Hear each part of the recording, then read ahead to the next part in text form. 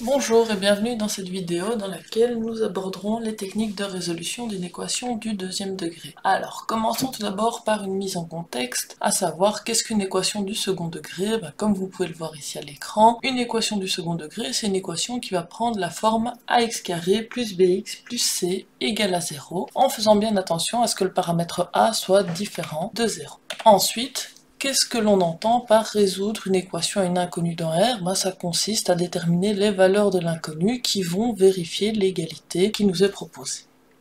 Du coup, rentrons directement dans le vif du sujet. Pour résoudre une équation du second degré, on va devoir déterminer ce qu'on appelle le discriminant d'une équation, que l'on note à l'aide du delta, ou ρ parfois. Et donc, on va calculer delta à l'aide des paramètres a, b et c qui nous servent à décrire notre équation. Delta prend la valeur b carré moins 4ac, c'est toujours pareil. Et en fonction de la valeur de delta, notre équation possédera un nombre de solutions qui va pouvoir varier.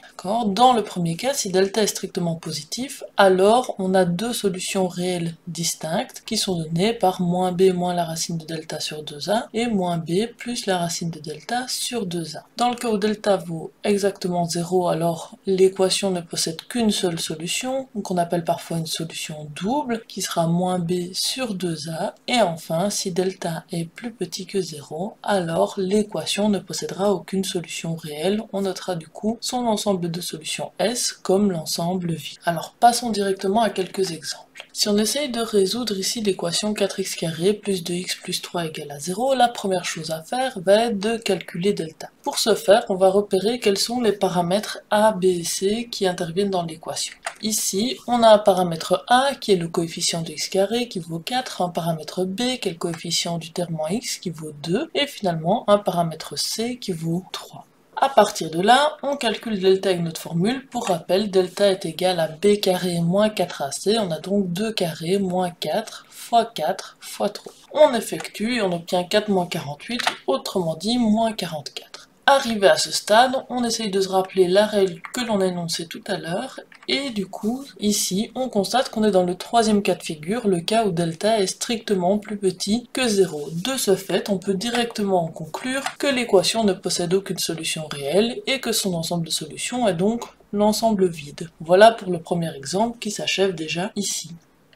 Deuxième exemple, on essaye de résoudre cette fois-ci l'équation 4x carré moins 12x plus 9 égale à 0. Alors de nouveau, même processus que précédemment, on repère quels sont les paramètres a, b et c qui interviennent dans l'équation. Ici, on a a qui vaut 4, b qui vaut moins 12 et c qui vaut 9. On calcule delta, toujours grâce à notre formule, b carré moins 4ac, on obtient ici du moins 12 au carré, moins 4 fois 4 fois 9. On effectue, on obtient du 144 moins 144, et si on tient compte de notre rappel, ici on est dans le cas où delta vaut 0, à savoir le deuxième cas, où l'équation possède une unique solution. De ce fait, on peut l'indiquer, et cette équation possède une unique solution réelle qui va être donnée par 12 huitièmes, et donc après simplification par 3 demi. De ce fait, on dénote notre ensemble de solutions comme l'ensemble qui contient l'unique valeur 3 demi. Exemple numéro 3, on essaye de résoudre l'équation x carré plus 2 racines de 3 fois x moins 6 égale à 0. On est toujours face à une équation du second degré, on doit de nouveau repérer quels sont les coefficients a, b et c qui interviennent dans l'équation. Alors ici, pour le terme du second degré, ça peut paraître un petit peu plus difficile parce que le coefficient n'apparaît pas directement, mais en réalité, ici, il est sous-entendu et il s'agit de la valeur 1, puisque lorsqu'on a x carré, on a une fois x carré.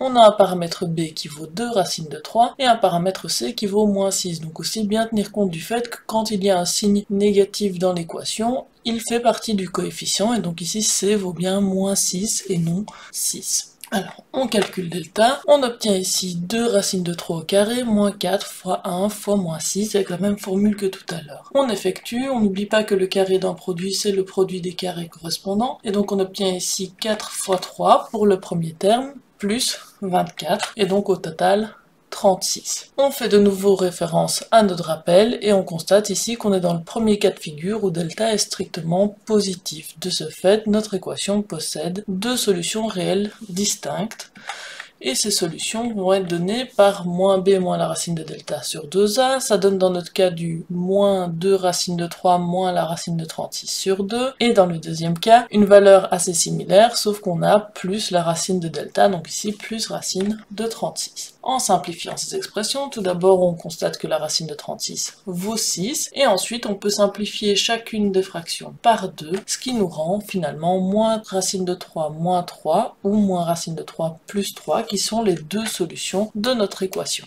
Voilà pour ces trois exemples ici qui illustrent vraiment les trois cas de figure dans lesquels on peut se trouver quand on est face à une équation du second degré. Alors on va passer à la deuxième phase de cette vidéo qui portera sur les moments où il est pertinent ou non d'utiliser la méthode du discriminant. Donc l'idée c'est vraiment de retenir que la méthode du discriminant elle fonctionne pour toutes les équations du second degré. Donc techniquement on peut toujours l'appliquer, mais il y a évidemment des moments où ce sera pas opportun simplement parce que les autres techniques de calcul que l'on connaissait sont plus efficaces. Et donc quels sont ces cas? Essentiellement quand le paramètre B ou le paramètre C vaut 0, dans ce cas-là on évitera la méthode du discriminant. Alors que faire dans ces différents cas? Tout d'abord on va se souvenir de comment on résolvait une équation de la forme x carré égale à r. Et de nouveau, un peu comme dans la méthode du delta, on a trois cas de figure possibles. Si le nombre réel r est strictement positif, dans ce cas-là l'équation possède deux solutions qui sont la racine carrée de r et son opposé. Si r vaut 0, l'équation possède une unique solution qui est 0, et si r est négatif, alors l'équation de nouveau ne possède pas de solution réelle. Alors, sachant cela, on va regarder directement un exemple. Si l'on cherche à résoudre l'équation 4x carré moins 3 égale à 0, et si on constate bien que le paramètre b vaut 0, puisqu'aucun terme du premier degré n'apparaît dans l'équation. On tient compte du rappel que l'on vient d'effectuer pour résoudre cette équation, et donc on va essayer de se ramener à une équation de la forme x carré égale à r. Donc j'isole ici x carré dans mon équation, pour ce faire j'ajoute 3 dans les deux membres de l'équation, puis je divise les deux membres par 4. Arrivé là, j'ai une équation de la forme x carré égale à 3 quarts étant bien une valeur positive, j'obtiens deux solutions pour cette équation qui sont la racine carrée de 3 quarts et son opposé. À partir de là, il me reste uniquement à simplifier les réponses obtenues, ce qui me donne ici ces deux valeurs qui vont correspondre aux valeurs contenues dans l'ensemble des solutions de l'équation. Deuxième exemple du même type, on cherche à résoudre l'équation 5x carré plus 2 égale à 0. De nouveau, on va essayer d'isoler x carré dans cette équation, et si on le fait, d'abord en soustrayant 2 dans les deux membres et puis en divisant les deux membres de l'équation par 5, on obtient ici x carré égale à moins 2 cinquièmes, qui est une valeur strictement négative. On sait que dans ce cas-là, vu le rappel, l'équation ne possède aucune solution réelle, et donc l'ensemble des solutions sera vide. Enfin, pour le cas où c vaut 0, de nouveau, petit rappel qui est la règle du produit nul, à savoir que dans les réels, si un produit de deux facteurs est nul, alors cela signifie qu'au moins un des deux facteurs du produit vaut 0. Donc ici, si on cherche à résoudre l'équation 3x carré plus 2x égale à 0, comment va-t-on procéder? Tout d'abord, on constate qu'on n'a pas de terme indépendant, on va donc pouvoir faire une mise en évidence de facteur x. Et donc, on effectue cette mise en évidence, et à partir de là, c'est maintenant que la règle du produit nul intervient, puisque le produit ici de x avec 3x plus 2 vaut 0, cela signifie que soit le facteur x vaut 0, ou bien le facteur 3x plus 2 vaut 0. On résout chacune des équations du premier degré obtenues, et de ce fait, on obtient finalement les solutions x égale à 0 et x égale à moins 2 tiers, qui vont être les deux solutions de notre équation.